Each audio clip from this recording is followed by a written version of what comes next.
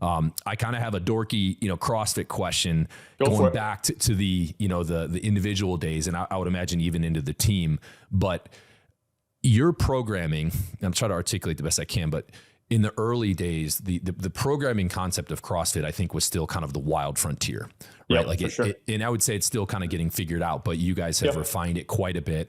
And it's this weird thing because, you were a collegiate baseball player, right? And, I played, football in college.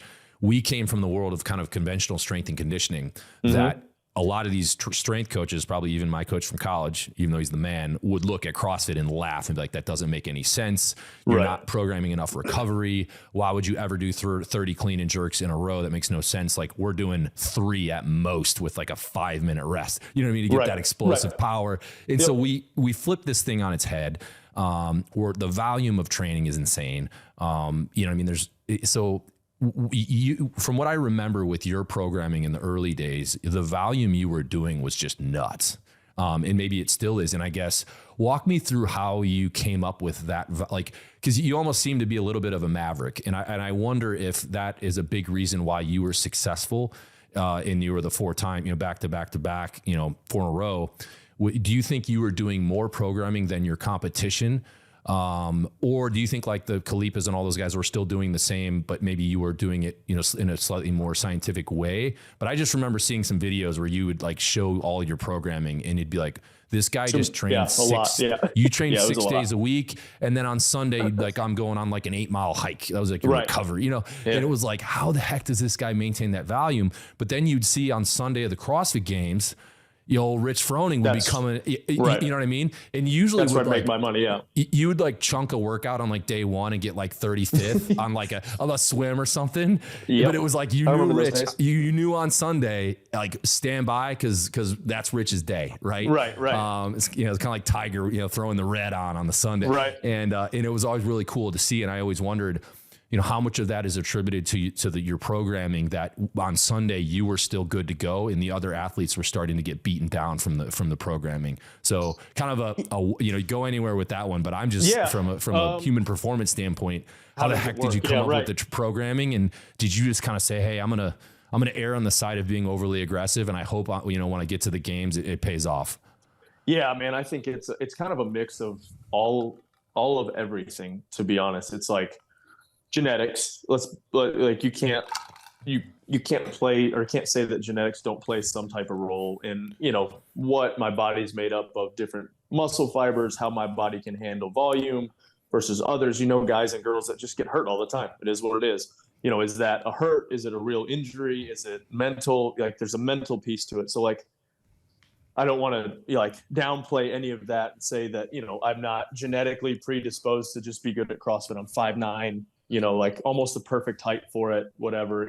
CrossFit's one sport that you're like, hey, it may actually pay off to be a little smaller, a little shorter, whatever it is. So there's all these things, my upbringing with my parents and hard work and all that stuff, all of that, yes. But for me, I think having the exercise science background, looking at it from that standpoint, having a really good grasp on what CrossFit was, the different energy systems, like I said, you can go into the science of it.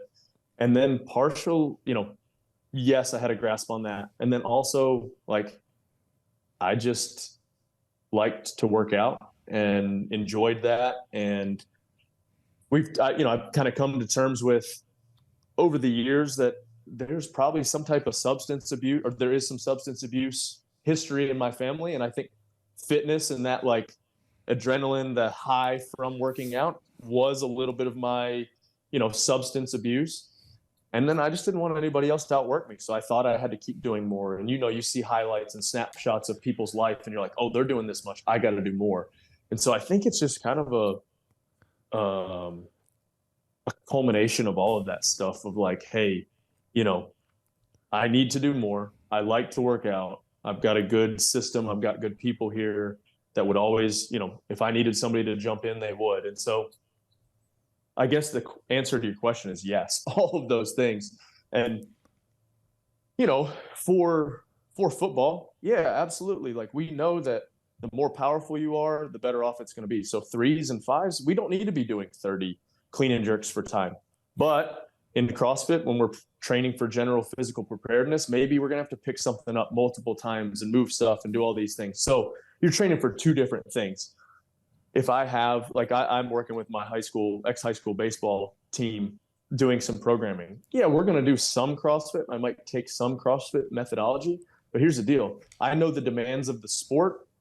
And so I'm going to change a little bit of that more towards, like, these kids need to be able to hit it, like one max effort swing, whatever it is. And then what is a 60-yard dash, like 6 seconds. So I'm going to train more towards that. If we start pushing, doing long endurance stuff, we're going to lose some on that back end. And so, you can take some of CrossFit's principles, the, high intensity functional movements, and constantly vary it.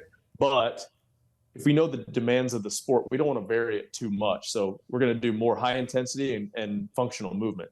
And so I think, like I said, I think having the background of all of that, having, probably some type of mental issue on wanting to work out all the time, helped with that. And then, we watched videos where we were like, all right, it says only to work out once. I remember the first day we did 2 workouts in a day.